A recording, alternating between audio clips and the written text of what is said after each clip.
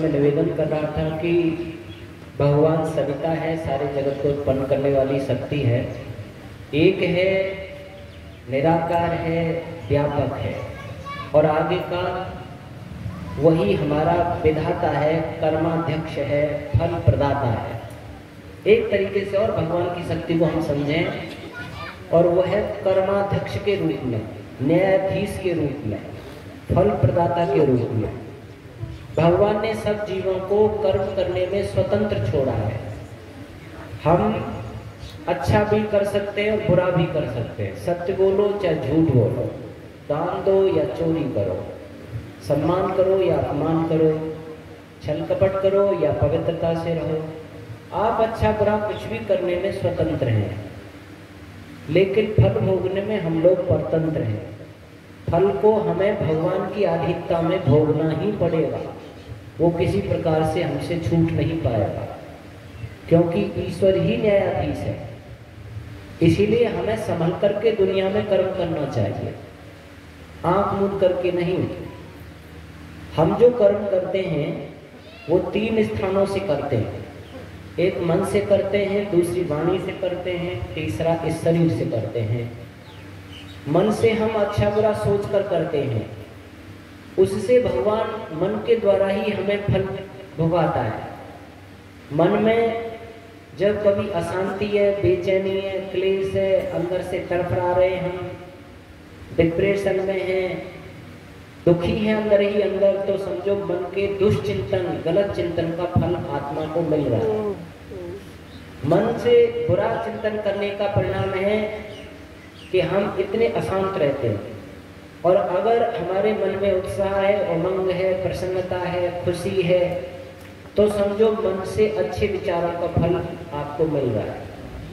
ये वाणी है, ये आपकी सुंदर है, सुखद है, मंगलकारी है, प्रिय बनाने वाली है, हितैषी तैयार कर रही है, सबको अच्छी लगती है, और वाणी के द्वारा तुम वाहवाही प्रसिद्धि प्राप्त करते हो, तो समझो वाणी से अच्छे बोलने का फल मिल रहा है। और वाणी कर्कश है, बेरुखी है, दुश्मन तैयार कर रही है, कोई आपके पास वाणी को सुनने बैठने को तैयार नहीं है, तो समझो वाणी के गलत प्रयोग का परिणाम हमें मिल रहा है। शरीर स्वस्थ है, निरोग है, सुंदर है, आकर्षक है, लचीला है, कोई तकलीफ नहीं है, तो समझ लीजिए आप शरीर से अच्छे कर्मों का फल भोग रहे हैं। शरीर में अंग भंगता है, कोई बीमारी है, कहीं न कहीं किसी प्रकार से आपको शरीर से परेशानी हो रही है, तो समझो कहीं न कहीं शरीर के दुष्कर्म का परिणाम मिल रहा है। सुख दुख अनुभव करने वाली चेतन आत्मा है, माध्यम ये शरीर है। हमें 3 कर्म और लगते हैं, थोड़ा सूक्ष्मता से आप समझने की कोशिश करेंगे। महर्षि पतंजलि ने कहा है, जीवात्मा जो कर्म करता है और फल भोगने का अधिकारी होता है, उसके पीछे 3 कर्म होते हैं, कृत, कारित, अनुमोदित। कृत कर्म वो होते हैं जिसको मैं स्वयं अपने मन से, वाणी से, शरीर से करता हूँ। मैंने मन से अच्छा सोचा, मैंने वाणी से अच्छा बोला, मैंने शरीर से यज्ञ, दान, पुण्य, अच्छे काम किए, ये मेरा कृत कर्म हो गया। मैंने मन में बुरा सोचा, मैंने वाणी से गाली दी, मैंने शरीर से चोरी व्यभिचार आदि किया, ये मैंने स्वयं किया, मैं आत्मा शरीर से करने वाला हूँ, ये कृत कर्म हो गया। इसका तो मुझे फल मिलेगा ही मिलेगा।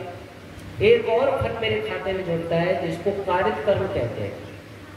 मैं नहीं करता हूँ, मैं किसी से करवाता हूँ।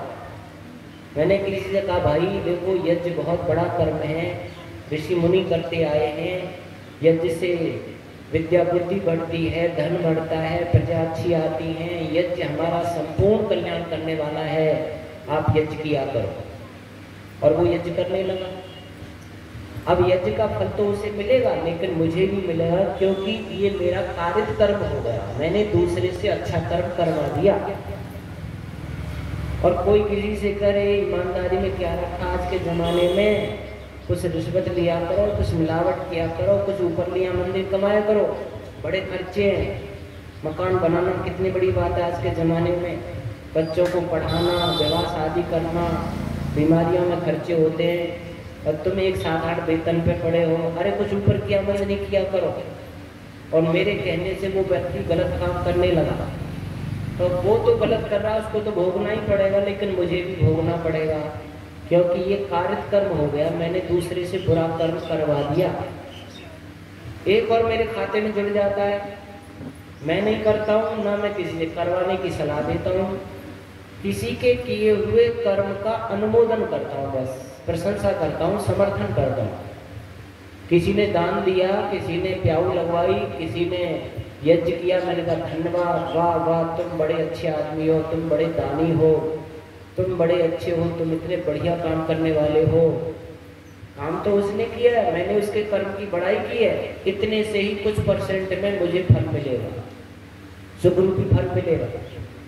और मैंने किसी बुरे कर्म करने वाले की भी बड़ाई कर दी, अच्छा किया तुमने माल उसका चुरा लिया, अच्छा किया तुमने उसकी बेइज्जती कर दी, अच्छा किया तुमने उसकी हत्या कर दी, अच्छा किया तुमने उसको बेइज्जत कर दिया, या जो भी बुरा कर्म मैंने उसका समर्थन कर दिया, तो कर्म का फल तो उसे भगवान देगा, पर मुझे भी देगा, क्योंकि मैंने बुरे कर्म का समर्थन कर दिया। समर्थन करते ही मैं उसके दुख रूपी फल भोगने का अधिकारी बन गया।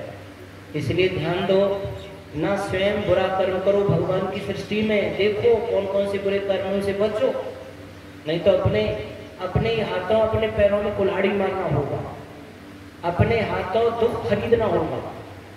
यानी बुरा कर्म करने के बाद तुम दुख खरीद लेते हो, यूँ समझो, जानबूझ के खरीद लेते हो। भगवान के बड़े कड़े पास है, उनसे कोई बच के नहीं जा सकता, भोगना ही पड़ता है। अवश्य में भोक्तव्यम कृतम कर्म शुभाशुभम, अवश्य ही भोगना पड़ेगा जितना शुभ और अशुभ कर्म किया है, बच नहीं सकते हैं भगवान की सृष्टि में। इसीलिए स्वयं मत करो और किसी को करवाने की सलाह भी मत दो बुरा कर्म। जैसे मेरे बेटे ने मेरे से कहा, पिताजी मेरे ऑफिस में ऊपर की आमदनी बहुत होती है, लोग देते हैं रिश्वत, क्या मैं ले लिया करूं? और मैं कहूँ हाँ बेटा ले लिया कर, अच्छा है। तो जीवन भर रिश्वत तो बोलेगा, पर उसका परसेंट फल मुझे भी भोगना पड़ेगा, क्योंकि मैंने उसको बुरा कर्म करने की सलाह दे दी। और मैंने ये कह दिया, नहीं बेटा, जो सरकार कंपनी तुम्हें वेतन देती है उसी पर संतुष्ट रहो, ऐसे कोई बेईमानी का पैसा मत लेना। और बच्चा लेता है फिर भी, तो मैं उसके दुष्कर्म के परिणाम से बच गया। मेरे को भगवान दंड नहीं देगा, उसे ही देगा। एक बात ध्यान दें, हम क्यों करते हैं? मेरे बेटे का भला हो जाएगा, इसका मकान बन जाएगा, इसके पास गाड़ी होगी, एसी होगी। तुम कर करके उसको तो कर जाओगे, पर तुम तो झोंपड़ी में चले जाओगे। तुम्हें तो अगले जीवन में झोंपड़ी नसीब होगी, मकान मिलेगा ही नहीं। तुम्हें हो सकता है कीड़ा मकोड़ा बनना पड़ जाए, तुम्हें हो सकता है और बड़ी यातनाओं में जीवन जीना पड़ जाए। ऐसा घाटे का सौदा क्यों करें? अरे 2 वक्त की भोजन की रोटी नहीं मिल रही, 1 वक्त मिल जाएगी, ईमानदारी से खा के जाएंगे। ईमानदारी का पाठ पढ़ाओ, बच्चे को भी ईमानदारी का पाठ अपने को भी पढ़ाओ। और किसी के गलत काम का अनुमोदन भी मत करो। कोई बहुत बड़ा ताकतवर आदमी है और गलत करता है, और तुम ये सोच लो यार इसका अनुमोदन नहीं करूंगा, प्रशंसा नहीं करूंगा तो ये पता नहीं क्या कर देगा। कुछ नहीं, भगवान के भरोसे रहिए। कोई गलत काम कर रहा है तो अगर हिम्मत है तो ये को तू गलत आदमी है, तू चोर है, तू बेईमान है। और अगर आप ऐसा नहीं कह सकते तो चुप रहिए, अलग हो जाइए, पर अच्छा तो मत कहिए उसे, ऐसा तो मत कहिए तू बहुत अच्छा आदमी है, तू गलत है, नहीं कह सकते तो अच्छा मत कहिए, दूर हो जाइए। और हमारे उपदेशक कह दिया करते थे खेम सिंह तो, कि अगर गलत को गलत नहीं कह सकते तो रात में जाना उसकी घर की दीवार पे लिख देना कि तू गलत आदमी है, पर सही मत कह देना, नहीं तो फाइल खराब हो जाएगी। चाहे कितना भी कोई लाड साहब क्यों ना हो, भगवान से ज्यादा लाड साहब तो कोई है नहीं दुनिया में। इसीलिए हमें कृतकारित अनुमोदित कर्मों को देखना पड़ेगा। पर कुछ लोग यहाँ पर शंका किया करते हैं और वो कहते हैं, साहब कहते हो भगवान कर्म फल प्रदाता है, जो जैसा करता है उसको वैसा फल देता है। पर हम तो देख रहे हैं दुनिया में कि लोग बुरा कर्म कर रहे हैं और मजे ले रहे हैं। बेईमानी कर रहे हैं, रिश्वत ले रहे हैं, घोटाले कर रहे हैं, उनके एसी मकान है, एसी गाड़ियां हैं, नौकर चाकर हैं। भाई जैसे नेता लोग हैं, बहुत से बेईमानी कितना पैसा कमाते हैं और उनके पास कितना वैभव होता है। आप कहेंगे देखो गलत काम कर रहे हैं, कितना मजे ले रहे हैं। और एक धर्मात्मा आदमी है, रोजाना भजन ध्यान पूजा पाठ कर रहा, वो गरीबी का ही जीवन जी रहा है। कहाँ है भगवान, कहाँ है न्याय? ऐसे कुछ लोग शंका करते हैं। तो इसके समाधान के रूप में महर्षि पतंजलि ने 2 सूत्र दिए। महर्षि पतंजलि कहते हैं क्लेश मूल कर्माशयो दृष्ट अदृष्ट जन्म वेदनिया, यानी कि जो हम 5 क्लेशों से युक्त होकर कर्म करते हैं उनके 2 स्थानों पर फल भोगने को मिलते हैं। जीवात्मा को हर कर्म का फल 2 जगह मिलता है। एक तो वर्तमान जीवन में मिलता है, इसी जीवन में कुछ कर्म का फल मिल जाता है, और एक अदृश्य जन्म वेदनिया, मरने के बाद जो दूसरा जन्म धारण करेंगे कुछ कर्मों का फल उस जीवन में हमें मिलेगा, कुछ उससे अगले जीवनों में मिलेगा, कुछ उससे अगले जीवनों में मिलेगा। यानी कितने जन्मों के कर्म हमारे साथ चलते हैं और वो बारी बारी से हमें मिलते हैं।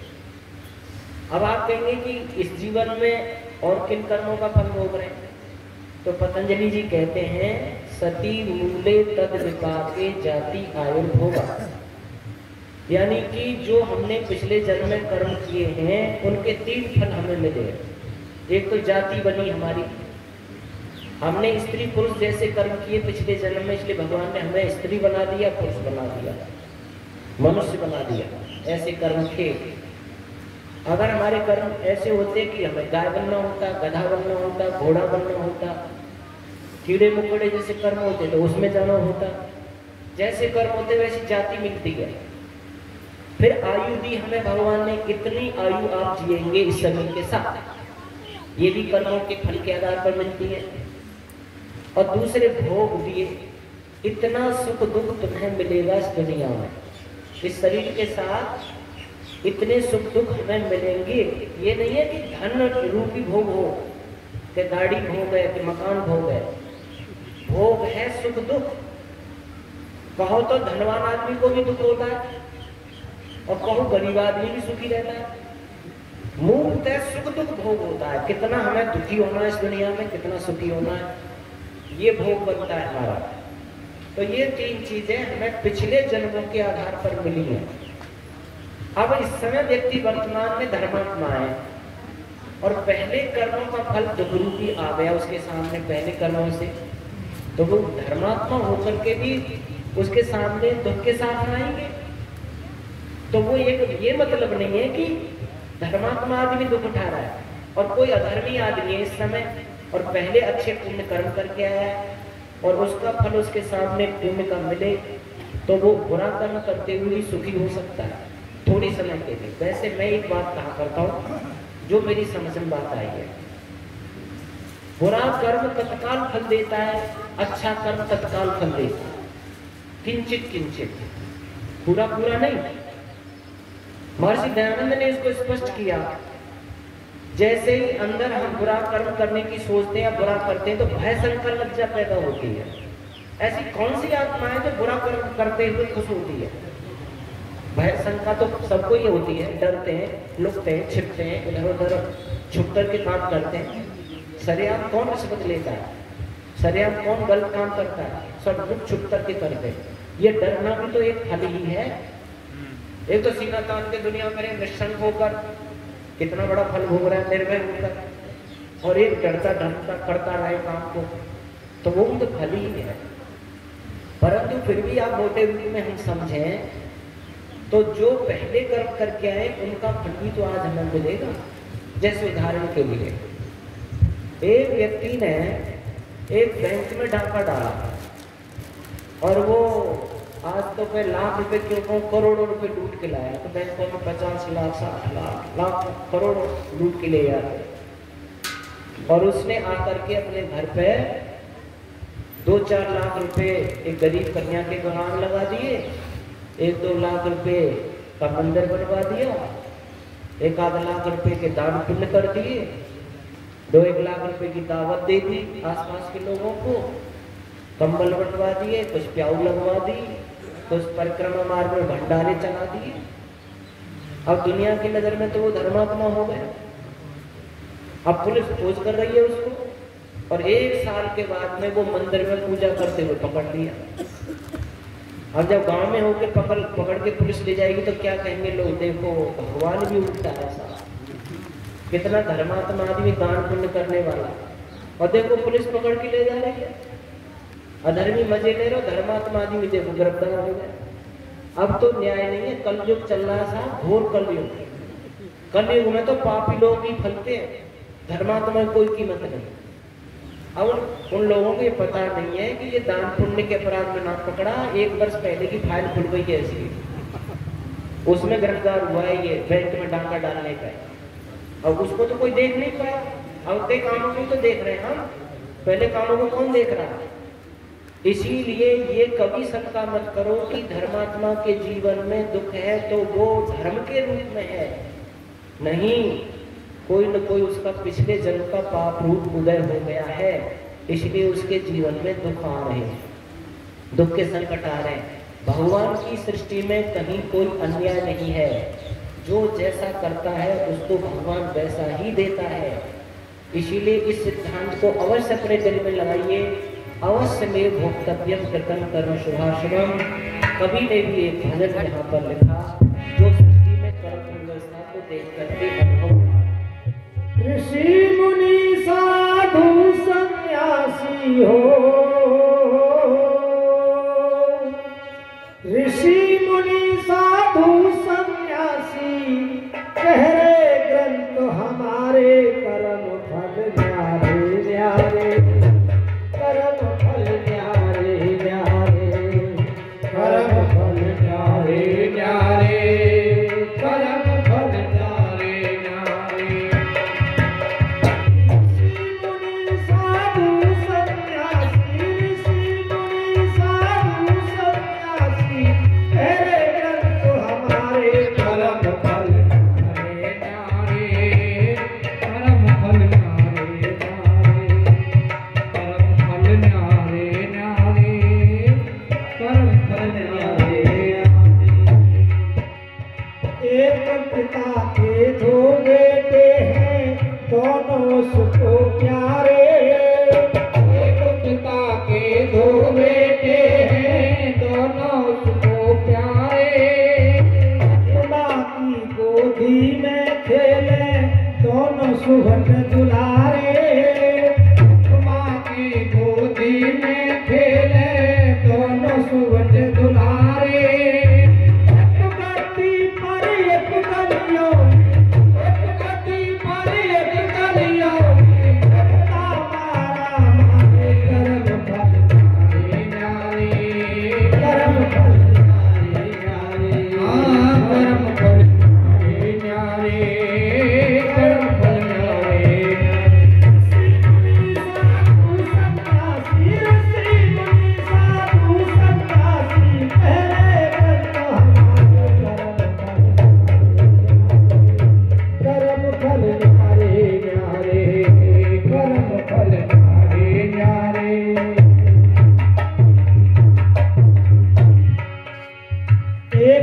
घर में छाया करते सूरज चांद सितारे।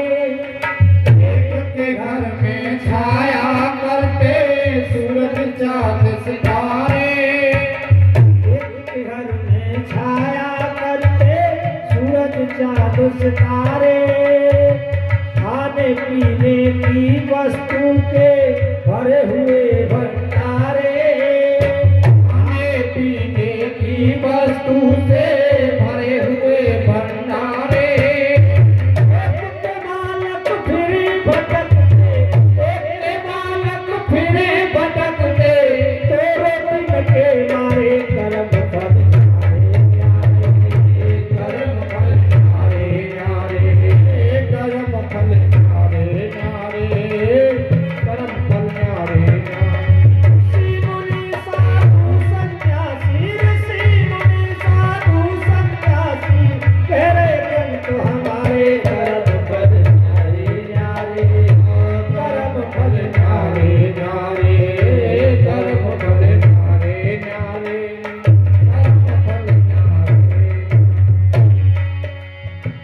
एक के घर में खेल रहे हैं बच्चों के लंगाड़े।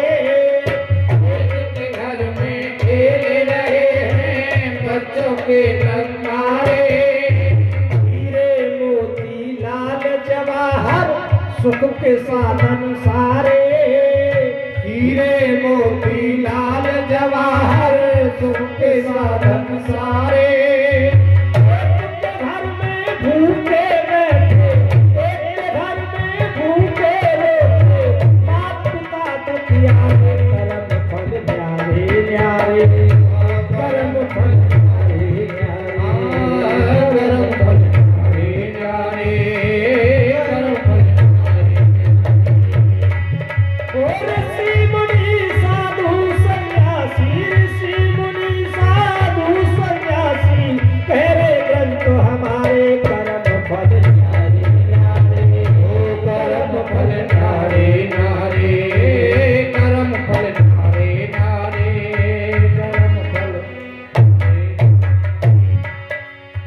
एक के घर डोली से उतरी दुल्हन अंग संहारे। एक के घर डोली से उतरी दुल्हन अंग संहारे। भाई एक के घर डोली से उतरी दुल्हन अंग संहारे।